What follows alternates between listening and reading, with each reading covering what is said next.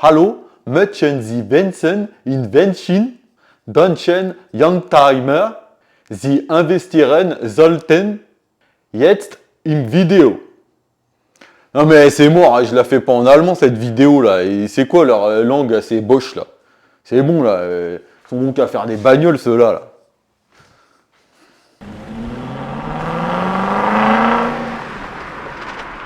Salut, c'est Guillaume et bienvenue sur Hyper Sans Plomb. Alors aujourd'hui, on va pas parler allemand, par contre, on va parler allemande, Youngtimer allemande. Je vais te faire le top 5 des Youngtimer allemandes sur lesquels il faut investir en 2023. On va partir de la moins chère à la plus chère avec un budget maximum de 20 000 euros. Allez, c'est parti. Alors désolé, mais dans cette vidéo, il n'y aura pas de voiture sur les préparateurs motorsport, AMG, Brabus ou encore Alpina. C'est vraiment des budgets trop hauts, au-dessus de 20 000 euros. Alors peut-être que je ferai une vidéo sur les préparateurs parce qu'ils font des super caisses. Mais bon, il y aura du lourd quand même, de la grosse cylindrée. Alors, pourquoi une allemande?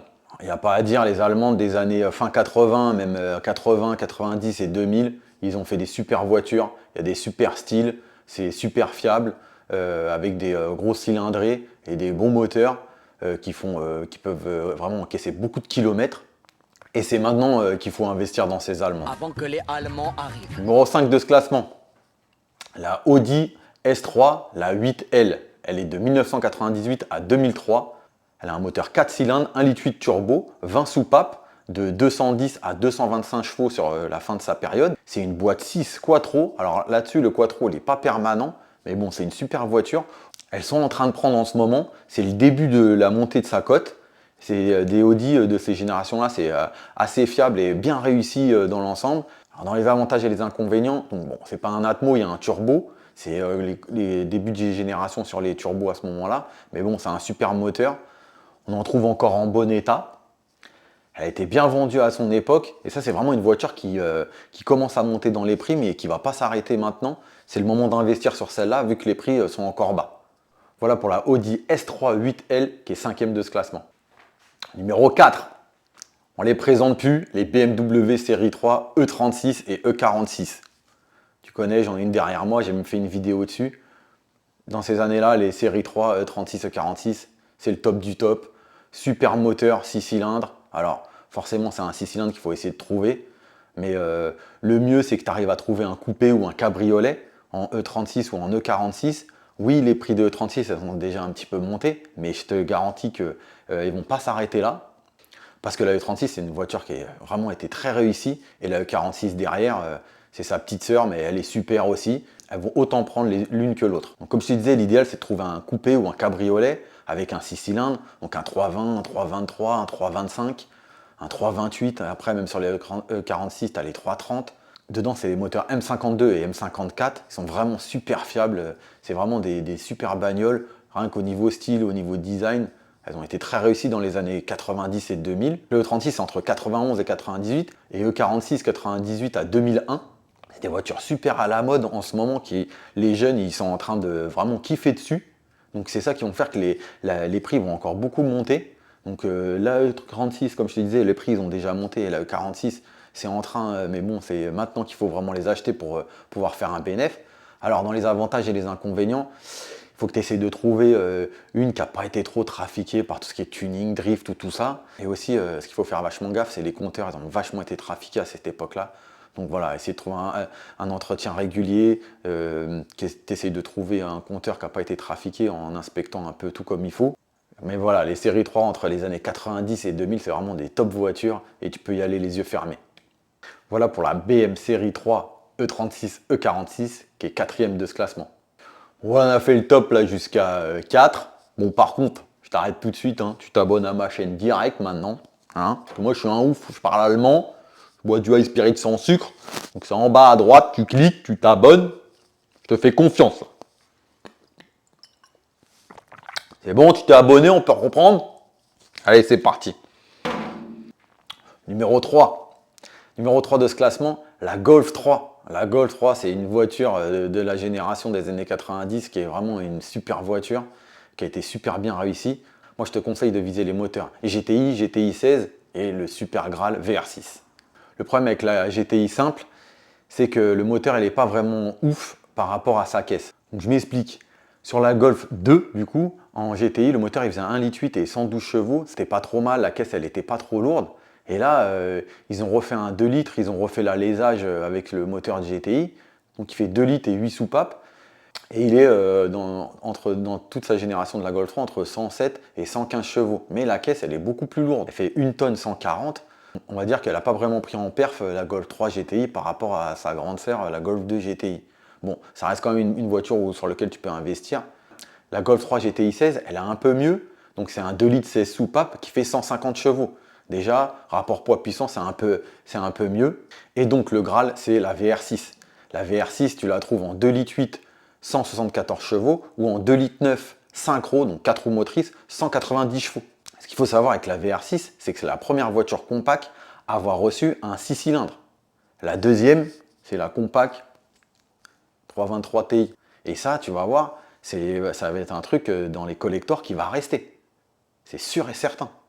Alors pour la Golf 3, pour les GTI ou les VR6, GTI 16 aussi, tu vas les trouver sur une fourchette de prix entre 5 000 et 9 000 euros. Donc forcément moins cher la GTI normale et un peu plus cher la VR6. Mais bon, si tu recherches bien, voilà, à un peu moins de 10 000 euros ou 9 000, tu devrais pouvoir trouver une VR6 dans un état convenable où il y a peut-être des petites choses à faire et après, tu en fais un futur collector. Dans les avantages et les inconvénients, la cote, voilà, elle a déjà commencé un peu à grimper pour la VR6, mais c'est sûr que c'est une voiture qui va atteindre 15 ou 20 000 euros, mais sans problème. C'est un peu compliqué à trouver en bon état, qui n'a pas été un peu modifié ou alors tuné. Ça, c'est vraiment des voitures qui ont été beaucoup tunées dans ces périodes-là. Donc voilà, c'est ça qu'il faut regarder. Mais vraiment, si tu arrives à trouver une VR6, bah là, tu es le roi du pétrole, c'est certain. Voilà pour la Golf 3 VR6 qui est troisième de ce classement. Numéro 2, la Mercedes CLK W208. Donc la W208, elle est de 1997 à 2003. C'est la première CLK. Elle est vraiment super réussie. En coupé ou en cabriolet, les deux elles sont vraiment top. Après, ça dépend de toi, ce que tu recherches. Donc en allemand, CLK, ça veut dire coupé, léger, court. Même si ça reste une grosse voiture, c'est pas un tout petit coupé roadster où les places elles sont petites derrière. Tu as vraiment 4 vraies places avec un gros coffre. Donc vraiment, si tu veux te faire même une voiture pour la famille et pour partir en week-end avec, c'est vraiment le top. Un super young timer entre les mains. Alors tu as eu un peu tous les moteurs, tu as eu du 4 cylindres, tu as eu du 6 cylindres, tu as même eu du V8. Moi dans les moteurs, ce que je te conseille en 4 cylindres, c'est le 200 compresseur et le 230 compresseur. C'est vraiment des bons moteurs, ils marchent vraiment bien, ça fait un bon rapport poids-puissance.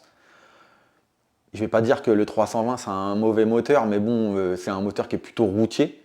Alors à ce moment-là, si tu veux mettre un peu plus, il vaut mieux mettre dans les V8, donc tu as le 430. Bon après, si tu arrives à toucher la gamme, même si tout à l'heure je disais qu'il n'y aurait pas d'AMG, dans ces prix-là, tu devrais, si vraiment tu mets un peu plus, trouver peut-être, en cherchant bien, une CLK 55 AMG. Pour les 4 cylindres, tu devrais en trouver en bon état entre 8 et 12 000 euros. Après pour les V8, voilà, on est plutôt sur 15, 18. Même 18, tu devrais même pouvoir trouver un AMG. Les avantages et inconvénients, c'est des super moteurs, super fiables. S'ils ont été pas trop mal entretenus, ça peut faire des centaines de milliers de kilomètres. Il faudra que tu essayes d'en trouver une qui ne soit pas un import, plutôt une française, parce que sinon tu auras du mal à remettre la main sur tout ce qui est historique ou entretien, et tu risquerais peut-être de tomber sur des trucs avec le moteur un peu peut-être baissé ou ce genre de choses. Mais voilà, si tu arrives à trouver une avec un entretien, même qui est peut-être même un peu borné, 200 ou 250 000 km, c'est pas grave, c'est des voitures qui vont faire beaucoup de kilomètres, tant qu'elles ont été bien entretenues, tu peux largement miser dessus. Voilà pour la CLK W208 qui est deuxième de ce classement. Donc numéro 1 et dernière de ce classement, la plus chère, la Porsche Boxster 986. Elle est de 1996 à 2004, c'est la première Boxster. Donc tu connais toutes les premières générations, ça a toujours une super cote. Là, ce que je te conseille sur la Boxster, étant donné que tu vas mettre quand même pas mal d'argent et que Porsche c'est une marque qui est vraiment renommée, c'est de prendre la S. Là, si tu mises sur la S, tu vas pas faire de faux pas et tu auras vraiment une top voiture entre les mains. Tu as le moteur 3 litres 2 flat 6 de Porsche, c'est vraiment un top moteur. Alors, avant 2002, il faisait 252 chevaux et juste après 2002, il faisait 260 chevaux. Sinon, en dessous de la S, tu as toujours les moteurs flat 6, 2 litres 5 et 2 litres 7. C'est pas des mauvais moteurs, mais je te conseille quand même de miser sur la S. Là, tu vas vraiment miser sur quelque chose de super lourd. Au niveau du prix, tu peux trouver une S entre 14 et 16 000 euros dans un état très convenable. Bon, alors voilà, la Boxster, dans ses avantages et ses inconvénients, c'est un roadster, donc c'est un 2 places. Tu n'as pas beaucoup de coffres forcément. L'entretien et les pièces, c'est pas donné, mais tu peux te rabattre sur des spécialistes Porsche plutôt que d'aller en concession.